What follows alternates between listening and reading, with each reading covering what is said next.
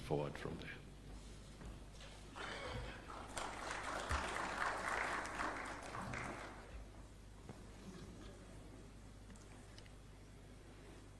Your Excellencies, Heads of State and Government, Your Excellency Musa Faki Mohammed, Africa Union Commission Chairperson, distinguished guests, ladies and gentlemen, on behalf of the government and people of Kenya, I extend a very warm welcome to you all, and it is my profound honor that Your Excellencies have graciously accepted my invitation to participate in this extended Bureau retreat on Africa Union institutional reforms.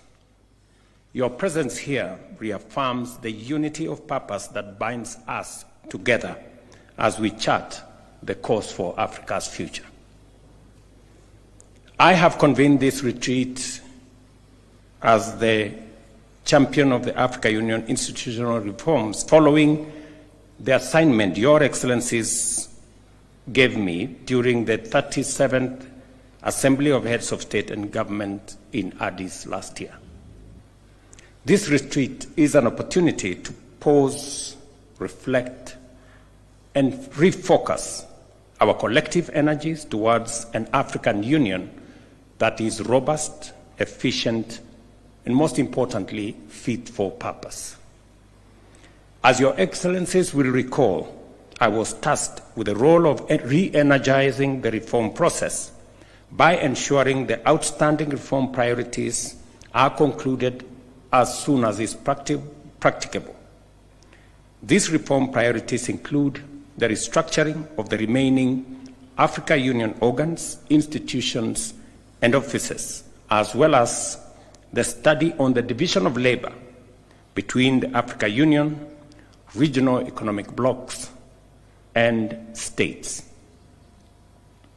I was also tasked with reporting on the progress of reform implementation during the forthcoming ordinary session of the Assembly in February next month.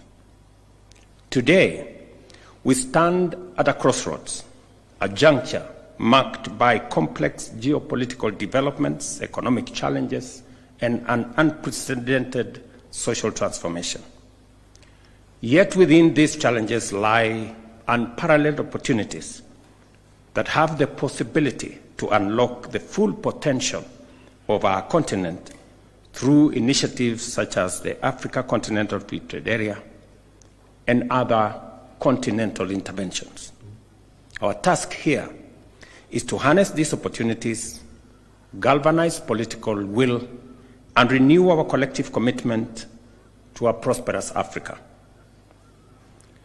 Your Excellencies, the Africa Union is built upon the noble foundation of liberation.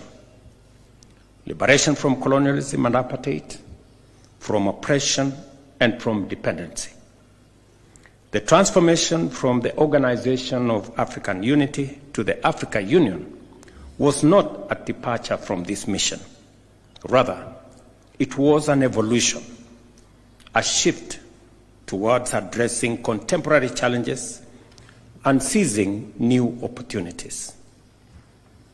The Africa Union remains firmly in the business of liberation, liberation from poverty, conflict, and underdevelopment, from unfair global trading practices, and from exclusion in the global decision-making metrics. To achieve this, our institutional architecture must be strengthened, streamlined, and strategically aligned with our vision. Since my appointment as champion of AU institutional reforms, I have engaged extensively and strategically with key Africa Union stakeholders to advance the reform agenda. These engagements include meeting with the Africa Union Commission leadership, led by the Chair, His Excellency Musa Faki Mohammed, whose insights and ideas have formed an immense part of my presentation. The Africa Union Institutional Reforms Unit Secretariat, led by Professor Pierre Mukoko, and in a retreat that I convened in Naivasha, Kenya, on reforms that brought several actors together. Additionally, I have held consultative meetings with the Permanent Representatives Committee in Addis Ababa, the leadership of the Pan-African Parliament, led by Chief Fortune Charumbira, as well as Dr. Donald Kaberuka, the AU representative for financing the Union, here in Nairobi. I wish to thank my dear brother, His Excellency Paul Kagame, President of the Republic of Rwanda, for the outstanding work he did as the pioneer champion of the AU institutional reforms. I commend him for his dedication and achievements in advancing the reform agenda of our organization. Excellencies, the road ahead demands bold leadership and unwavering commitment. Given that the implementation of the reform priorities is a political process, it is my view that execution should continue to be guided at the level of heads of state and government. I shall therefore be proposing to recommend to the Assembly, of course with your concurrence, the formation of a committee of heads of state and government of the Africa Union on AU reform to oversee this process. This will ensure sustained momentum, strategic oversight, and collective ownership of the reform process. I invite this August gathering to provide guidance on the appropriate formula for representation in the committee. To give focused attention to AU reform momentum, I'm also requesting that we consider the possibility of convening an extraordinary summit of heads of state and government later this year. Ladies and gentlemen, to realize the objective of the Africa we want as outlined in Agenda 2063, we must reinvigorate our political resolve to embrace Africa Union reforms, institutional reforms. These reforms are fundamental to transforming the Africa Union into a robust institution capable of securing a progressive and united Africa. A prosperous, integrated, and globally competitive Africa is within our reach, but only if we act with urgency, unity, and single-minded resolve. Your Excellencies, the continent is facing unprecedented challenges regarding peace and security. Conflict continues to rob Africa of its potential, costing the continent an estimated $18 billion annually and displacing millions of people. Africa today is home to 35 million internally displaced persons, 8.9 million refugees, 1.1 million asylum seekers, and 1 million stateless people. Between April and June 2024 alone, a total of 1,000 terrorism incidences were recorded across Africa, resulting in 4,818 deaths. This is an existential moment for our continent. The Africa Union security architecture, in its current configuration, is incapable of addressing these complex dynamics and challenges, and there is an urgent need for immediate revitalization of the peace and security architecture.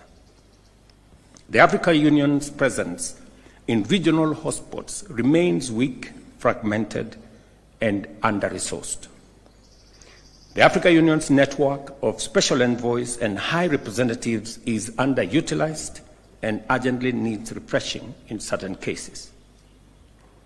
As peace is the key precondition for development, it follows, Excellencies, that our continent's developmental goals are being hindered by these destabilizing forces. Strengthening the performance and effectiveness of Africa Union peace support operation is a strategic imperative given the volatile, complex, and interconnected nature of threats to collective peace and security. The fight against terrorism on our continent remains fragmented, reactive, poorly resourced, and uncoordinated. Developing, therefore, a comprehensive plan of action for countering terrorism in Africa, as foreseen by the 2022 Malabo Declaration, cannot wait any longer. I urge you, my esteemed colleagues, to reflect deeply on how we can further fortify our peace and security architecture. One pertinent proposal is to convene a high-level panel of Africans or professionals, perhaps 3 experts, to conduct a comprehensive review of our AU peace and security framework. This panel would also assess the feasibility of implementing the UN Security Council Resolution 2719, which offers a viable pathway for financing AU-led, UN-mandated peace support operations through assessed contributions. Excellencies, ladies and gentlemen, it is regrettable that despite the Assembly's decision to limit the summit agenda to 3 strategic items as outlined in Decision 635, the agenda continues to remain excessively complex and time-consuming. This complexity continues to hamper the efficiency and effectiveness of our deliberations at the summit. To streamline the Assembly's proceedings, I will be recommending for your consideration a revised format that includes a high-level opening session followed by a dedicated session for national statements by heads of state and government focused exclusively on the 3 agenda items. Each one of us will be allocated between 7 and 10 minutes to address any of the items, ensuring precision and focus. At the close of the Assembly session, the Chairperson of the Union and Chairperson of the Commission will issue a communique that encapsulates the deliberations and outcomes of the summit. In addition, I shall propose that the AU Commission be mandated to publish the Assembly and Executive Council decisions within 7 days of the summit's conclusion, ensuring transparency and prompt dissemination of resolutions. Excellencies, dear colleagues, Africa possesses the possibility and the capabilities and resources to finance herself sustainably and adequately. The revitalization of the Africa Union Peace Fund has been a commendable step forward, but we must consolidate these gains and set even more ambitious financing targets. A higher endowment for the Peace Fund is essential.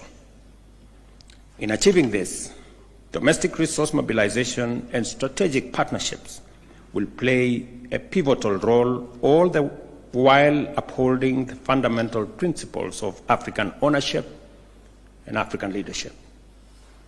Since 2020, the Africa Union budget has remained stagnant despite the increasing scope of our mandates and the creation of new institutions. Our ambitions must be matched by a predictable, sustainable, and accountable financial framework. I therefore propose for your consideration again the convening of an extraordinary session of Executive Council with the participation of Ministers of Finance to explore the present and present to the Assembly viable options for achieving the Johannesburg financing target within the next 5 years. Additionally, I recommend that the Assembly mandate the Africa Union High Representative on Financing the Union, Dr. Donald Kaberuka, to develop a concept note and a comprehensive report on practical options to achieve these targets. And I'm happy that Dr. Kaberuka is in our midst. Distinguished colleagues, the operationalization of the Court of Justice of the African Union remains a critical priority that must be pursued with renewed vigor. This judicial body is essential in providing a legal mechanism for the resolution of disputes between African states, as well as between the African Union and its various entities. Additionally, the court will serve as a court of appeal of decisions of the African Union Administrative Tribunal, thereby enhancing the credibility and efficacy of our continental legal framework. Although the protocol of the Court of Justice of the African Union came into force in July 2009, its implementation was deferred to facilitate the merger with the African Court on Human and People's Rights and to expand its mandate to include an international crimes chamber. It is now imperative that we move forward decisively in operationalizing this vital institution, and I will be presenting a resolution to the Assembly for the immediate appointment of judges to this court. In addition, the revitalization of the Pan-African Parliament is a matter that demands our collective focus and commitment. During a recent consultative meeting in Nairobi with the leadership of the Pan-African Parliament, we reaffirmed the need for a high-level advocacy to secure the ratification of the Malabo Protocol by an additional 13 members, thereby reaching the required threshold of 28 ratifications. As of now, only 15 countries have ratified the protocol, which seeks to empower the Pan-African Parliament with permanent membership and legislative authority to formulate model laws that will shape the governance of our continent. As champion of the African Union reforms, I call upon Your Excellencies to rally behind this effort and accelerate the ratification process. As we embark on our consultations today, I wish you all fruitful deliberations. Let us work together towards producing empowering and impactful outcomes that will drive the reform process forward and position our union for greater achievement. Again, to all of you, welcome to Nairobi.